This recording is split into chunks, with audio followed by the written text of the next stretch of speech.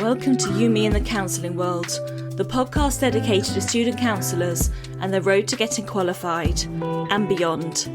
Today I want to talk about how to get the most out of skills practice when you're working in triads.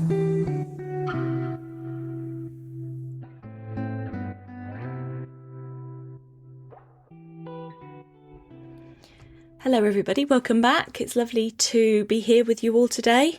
We are in a bit of a heat wave here in the UK. It is the second heat wave and it's not quite as hot, but it is pretty warm here today. So I hope that wherever you're listening to this from, that you've got lovely weather and that things are going really well for you in your training, or if you're thinking of starting a course, that the process of looking for the right course is also going well for you, because sometimes that's just a big part of the battle, right? But it's lovely to be back and having a bit of a chat with you all today. So I thought we'd talk a little bit about triad work, because in my experience of teaching counselling, people often wobble a little bit about skills practice in triads. And although it's a little bit of a double-edged sword really, isn't it? Because we need to be able to practice, but it can feel very strange and it can feel a little bit artificial, which is why I think people aren't keen. And I think that there's sometimes students wonder if they're being judged or wonder if they're gonna not perform as well as their colleagues in skills practice, and it can lead you to a place of feeling lots of sense of comparison. And you know what I say about comparison? Comparison is the thief of all joy. So as soon as we start comparing ourselves to others, it's so difficult for us to celebrate what we've done well and how things are going for us. So I just wanted to remind you of that little saying. I'm not sure who said it originally, but it's something that I live by. Like when the minute I find myself comparing myself to others, I tend to try to let myself know that I'm doing that and recognise that that's not always the most healthy thing. Sometimes comparing yourself to another person is like comparing apples and bananas. They're both fruits, but they're both very different fruits. So I just wanted to remind you all of that really, that it's something that often student counsellors and many other people find themselves doing, which is really comparing themselves to each other. And I think that skills practice can really bring that out in people, and it can feel really uncomfortable at times, because if you do something and you are quite pleased with it at the end, and then you sit and observe the next person working in skills, it can be really challenging if you look at what they're doing and think, oh, well, that's better than what I did, or that's more in depth than what I did. It isn't that straightforward. And if you think about comparing apples and bananas, yes, you're in the role, you're both student counsellors working in the same way as bananas and apples are both fruits. But there's so many other variables that take place in each session that it makes it really hard to be able to compare yourself. So really being kind to yourself and looking at this as a learning experience might be a really good place for you to begin to recognise that, do you know what, I don't have to do this perfectly in skills practice. Triads are very much there for us to learn about ourselves. And for me, I think that it's the best place to try things out. It's the best place to experiment safely with somebody in the confines of your college environment, where there's support available for you and for the person that you're working with. So I think it's about seeing it very much as a learning, an experiential learning that allows you to gain lots of practice. And if you could frame it in that way, my sense is that it will really prepare you for the times when you do then go out on placement and begin to work with actual members of the public. It's so good to have had this experience. But I will often say that I think triad work can be really challenging for a number of reasons. And I think that inadvertently, people can get their confidence knocked. And I think that this is why people become a little bit protective of themselves in triad sessions. And it's quite frequent that people would be like, oh, are we doing skills practice today? And I'd say, oh, yes, we're doing that this afternoon. And it would be this sense of like, oh. And I was always interested to know why that was, because quite often you'd have students that want to do skills practice and are desperate for it. And then you'd get the other side of the coin, which would be people that just feel that they wouldn't look forward to that. They'd much rather be in a lesson or in a group discussion rather than going in and doing some skills practice. So I think that the conversation today, I just wanted to kind of maybe reframe it a little bit for the people that are struggling with it and thinking about how to make the most of skills practice in triads rather than fearing it and seeing it as something that you should be frightened of, when actually the reality is this is where you actually get a lot of experience, and it's where you do so much learning.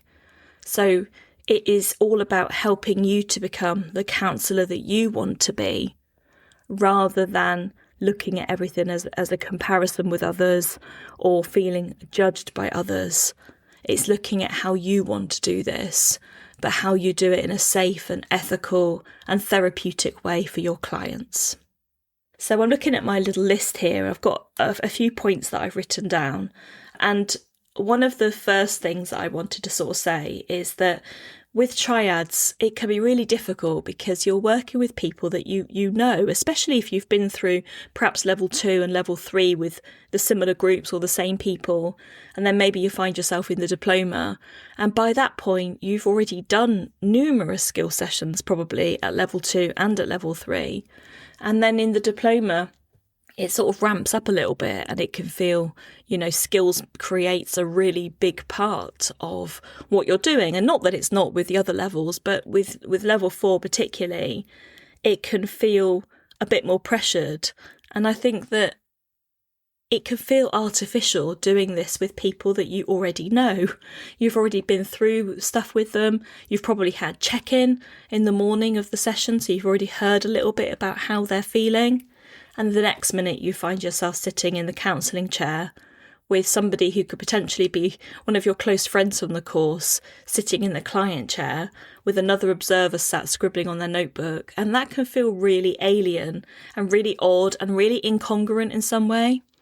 So for me, I think it's about not pretending that you've never met them before, not beginning a skill session saying, nice to meet you, thank you for coming, and all of that sort of stuff, because the reality is that makes it feel even more false.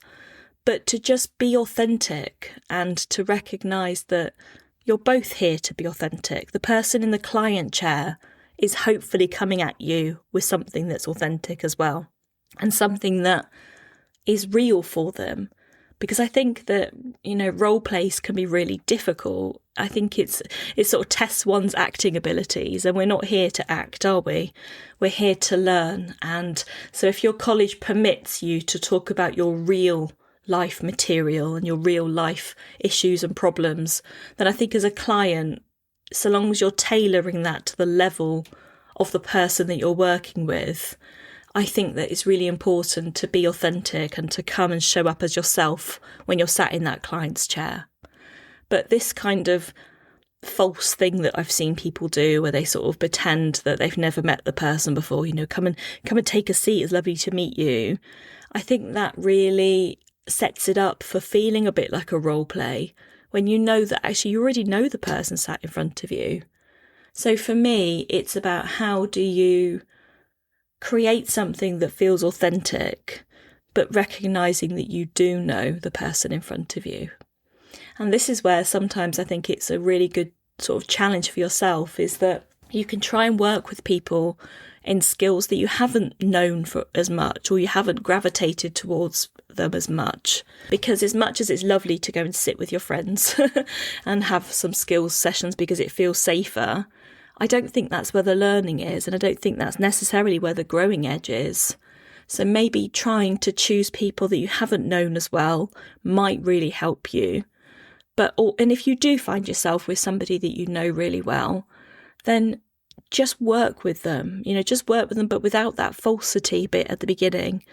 Just be you, and hopefully the client will be themselves as well.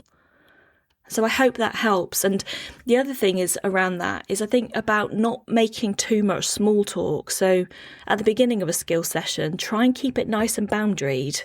If you sort of come in and be very sort of friendly and jovial and making lots of small talk and jokes and things, and then you try then and enter into skills practice, that can be quite difficult. Whereas if you could stay quite boundaried and think that the moment you've gone into the room and you're sitting down together, that's when your skill session begins. It's really helpful to keep that kind of friendship side out of that skills room for now. And so I would avoid making that small talk, because sometimes small talk in a skill session leads straight from small talk into the session itself. And I don't think that allows for you to properly set up your boundaries with them. Think about talking about the time boundary, how long they've got, that you'll give a time warning towards the end. Thinking if your college says that you need to talk about your contracting each time, which some colleges do, it can be more difficult if you've been sat and laughing and joking with somebody before. It can feel as if it starts falsely. Whereas if you could sit down and be quite boundaried from the beginning, I think that's a really big help. I think along the same line as that, when you're doing your skills practice, I think it's important that when you have finished and you're going to obviously change roles within your triad, that there's a little bit of time for reflection. And I don't think time to sit and chat about the session necessarily. Your observer will probably give you a little bit of feedback. If you've got a tutor in the room, they will probably give feedback. But aside from that, I think that it's quite nice for you, if you've been in that counsellor chair, to just sit for a moment and just quietly reflect on what that session was like for you. Allow some space before you all jump straight into the next session. Allow yourself a little bit of time to just think about how that went for you, how it felt for you, and really cement that in your mind of like how satisfied you were with that session before the next person takes the chair. Because I think otherwise where that can get difficult is that's where that comparison can come back in. If you haven't clocked the things that you're happy with in what you've just done and consciously clocked them, you can sometimes then end up feeling a little bit on a back foot when you're then watching the next person. And I think that's where sometimes that lack of confidence creep in and that feeling of comparison can creep in. I think skills practice is also the time to really try things out. So if you're wanting to work in a more creative way and you've covered that in your course and you feel competent to work in a different way, then it's quite nice to be able to do that in the safe confines of your college, where you're able to really bring something that might be different, something that's different for you. Maybe you're dabbling around with a different modality that you've been taught. And so it might be that you want to try something. And that is great. It's great that you can do that in a safe space before you're out on placement. But also recognising that you can't force a fit with that as well. So there might be something, maybe a CBT technique that you would quite like to be able to try out. But you can only try that out if that fits for what the client in front of you is talking about. I don't think it's possible to force a fit there. And I think that can sometimes cause a little bit of anxiety for people. So just try and keep things nice and genuine and congruent and level. And if an opportunity arises for you to try out that thing, great, you can do that. And don't be afraid to experiment within the confines of your triad and your skills practice space. So far, I think a lot of this is going to be about how we set the boundaries. I think that as a client, and when you're sitting in the client's chair, it's not always helpful to try to be the best client for them. I think that it's good experience for the counsellor to actually have some time as a student counsellor to really feel that somebody might not be playing the game, so to speak. And, sometimes we can try to be the best client and we can go along with something. If a counsellor says, oh, well, I wonder whether it's this, we can try to make that easier for the person in front of us by going, oh, yes, it is, it's that. But if that's not true and that's not genuine, then that's equally not helpful. So I think as a client, it's okay to say, oh no, that doesn't quite fit, or no, that's not what I was thinking more this. That doesn't mean to say that the counsellor has done it wrong. It just is part of the process. It's part of being able to really know your own mind as a client and being able to say, no, it's not quite that, but it's this. It's very collaborative. You're working together collaboratively. So I hope that kind of gives you an idea of where I'm coming from here. It's how to get the best out of this in a really genuine way. And it's never going to feel the same as it will when you're working with a client on placement, because it's always going to feel a little bit false and a little bit kind of contrived in some way. But by being very genuine and using the structure, using the boundaries, I think you'll have a better experience of a triad. Now, when it comes to observing, I think that there's some different schools of thought here around what you give feedback-wise as an observer. And I think it's really helpful to think about counselling as not a one-size-fits-all solution. And you could line up 3 counsellors to work with one client, and you could bet your bottom dollar that each of those counsellors will do it in a different way. They'll go in a different direction, they'll go in a different angle. The relationship will feel different because we are all individuals. And so as an observer, I think it's perfectly appropriate to be able to say, oh, I might have tried this with them. But that doesn't mean to say that the person in front of the observer has done it wrong. It just means that you might have done it differently. And I think equally when you're sat in the counsellor's chair, if an observer says to you, oh, I think I might have done it in this way, it's not a criticism, it's just a suggestion of another way to do it. And when you're sitting in the observer's seat, I think it's about being mindful of people's confidence and being mindful of not damaging people's ability and their confidence in themselves. But equally, there's no point in sitting back and saying, oh, that was all absolutely brilliant, if it wasn't. So I think it would be about using your empathy, using the skill of empathy to really recognise that this might have been a really hard session for that person, but to be able to gently share some ideas around what else they could have done or what they could have done differently, as well as celebrating the things that went really well. Because in every skill session, there will be things that were done well, whether that's about the boundaries, whether that's about contracting, whether they liked the way that the session was ended, whether they liked the way that the counsellor was able to interact with the client and level with them. There will always be something that feels positive. So it's just about being mindful. And when you're sat in the counsellor's chair and you're listening to the feedback, just try and use it as a learning experience. This feedback is going to help you to learn. And you might not agree with the observer because they're different to you, and that is okay as well. But it doesn't need to be detrimental to your confidence.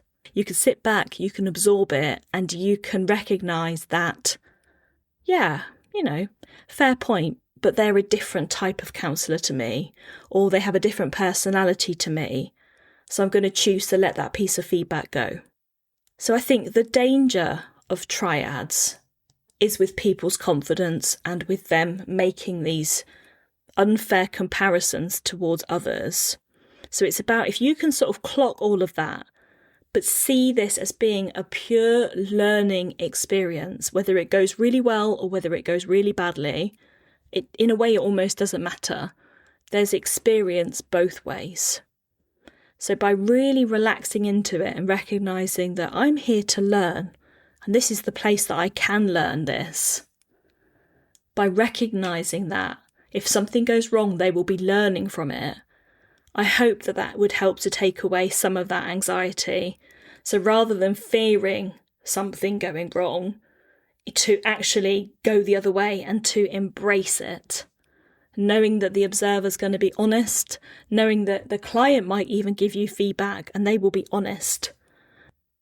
Just recognising that this is not a one-size-fits-all. We're just all different because we're humans. And life would be really boring if we were all the same. And this counselling malarkey would be equally boring if we were all the same. So it's that flexibility that comes in, the differences between people, different people's perceptions. All of those things show up in these triad sessions. And I think it is absolutely about embracing and understanding that no one's here to judge me. I'm not being judged. I'm here to learn. And this way, this very practical and experiential way, is the best way that I can learn.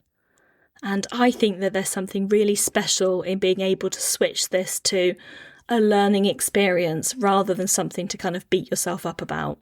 So that's all the things I had down on my list, actually. And I'd be interested to know all of your experiences around triads and how you find it, and any pitfalls that you have noticed.